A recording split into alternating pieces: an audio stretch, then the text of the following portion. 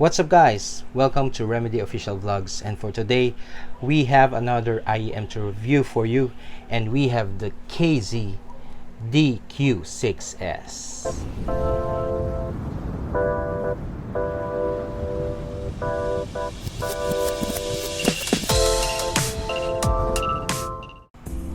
Now, just a little bit of introduction. The DQ6S is a collaboration of BGGAR, known as Bad Guy Good Audio Reviews. He tuned this IEM, and I really enjoyed it actually. Would like to thank Jeff Yang again for sending me this unit over, and this is the third KZ product that I will review. The first one is the Zex Original, and then the Zex Pro, and then this is the third one, the DQ6S. Just a little bit of disclaimer.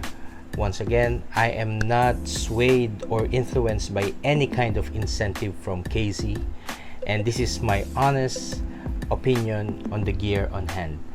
Please do take this as a grain of salt, for we have different perception when it comes to sound. As you may have noticed, I am not showing my face for this review because a lot of things is going on in our room. A lot of stuff is scattered, therefore I cannot allot sufficient space for me to have a good background and all that setup. Now let's move on to the unboxing.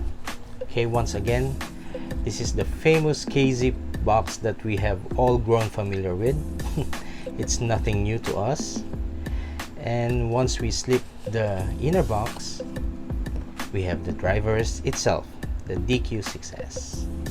Let's pop this open.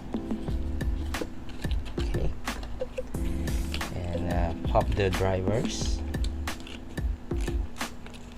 Okay, and let's have a look under the light because it's kind of translucent.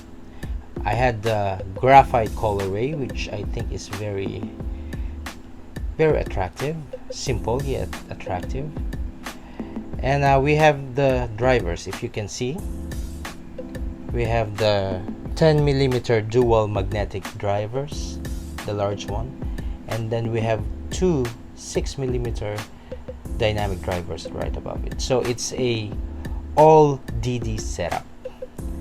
So it really looks good, and it feels good on the ears, and more of that later.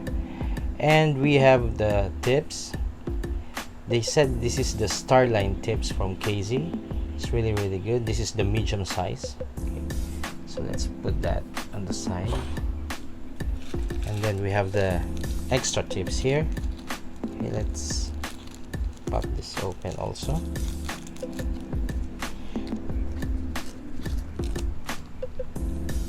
We have the small tips and the large ones. Let's put this aside here. Okay, and we have the cable. The terminal is a QDC, as you can see here. It's a conf. If you want to cable roll, it's a little bit of a hassle because you need to order QDC type, and not all cables have the QDC type. So it's on the thin side, but then again, does the job. So that's it for the packaging of the KZs.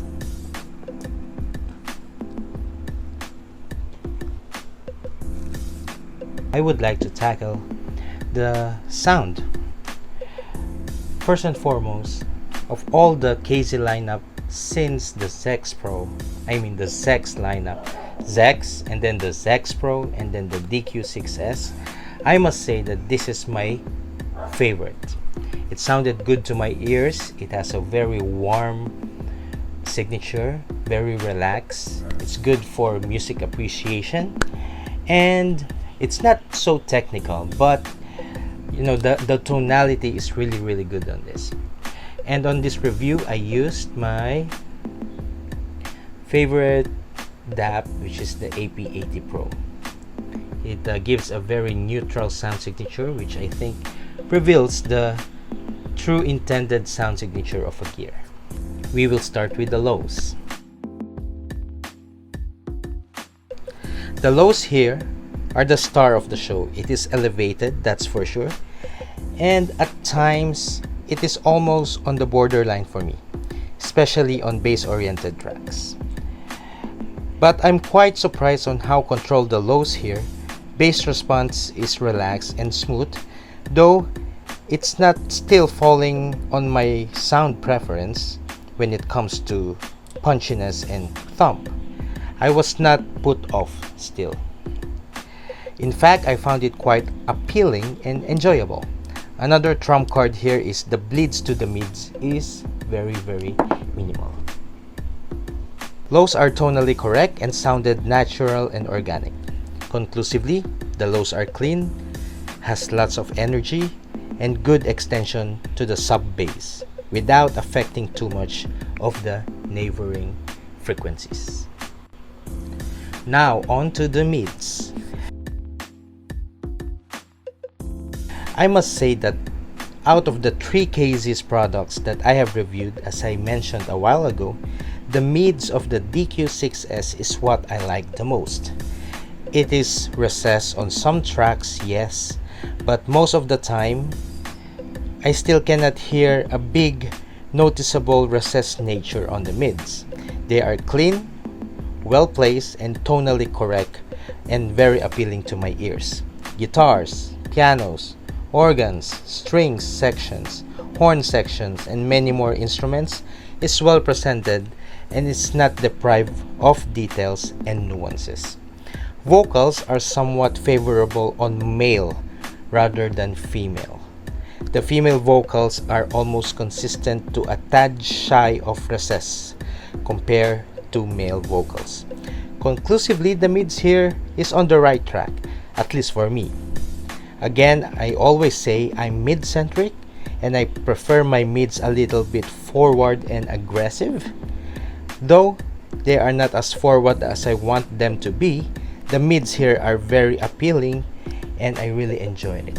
Moving on to the trebles. Trebles has good sparkle here. They have a good sense of openness, but not so much of airiness. The best part, as I've tested, is it is sibilance free, and it passed with flying colors when I tried to test with some sibilant tracks. One of the example is the song from Cher entitled Believe. Sibilance here is nowhere to be found. Micro details are there, but not that prominent and forward, which honestly sometimes I kinda look for.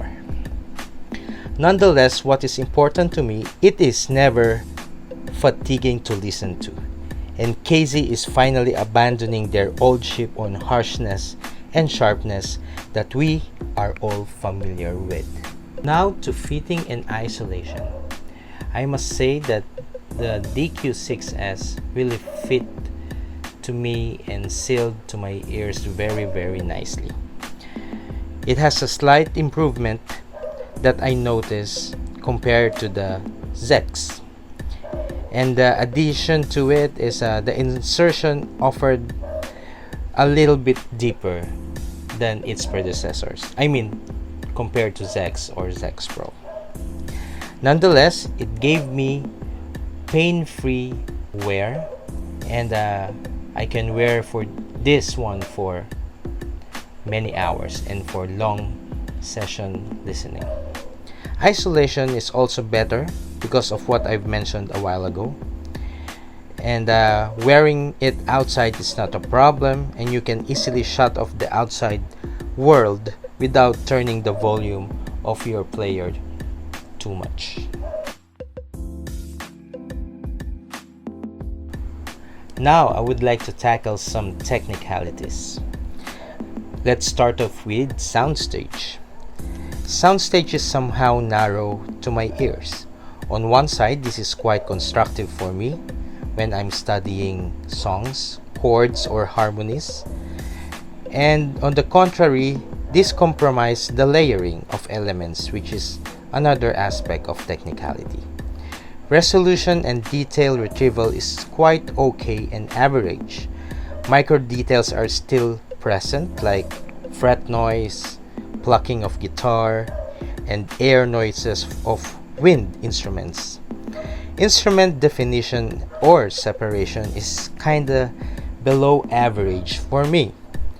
For sometimes I find it hard to hear two different instruments playing together. For example, a flute and a clarinet, which has kinda similar tone, on the same notes, on the same platform on the stage. I kinda struggle to separate them.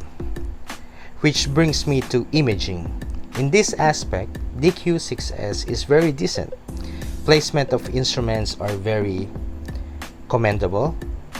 More to those extremely panned elements, like really far off to the right or really far off to the left. But for some same place elements, like for example the piano and the bass are placed the same on this area, I find the imaging quite hard to pinpoint. And that where is the separation, the shortcoming on the separation kicks in. Now, the speed of the drivers is not the quickest that I have heard, and on busy tracks the DQ6S will struggle a bit.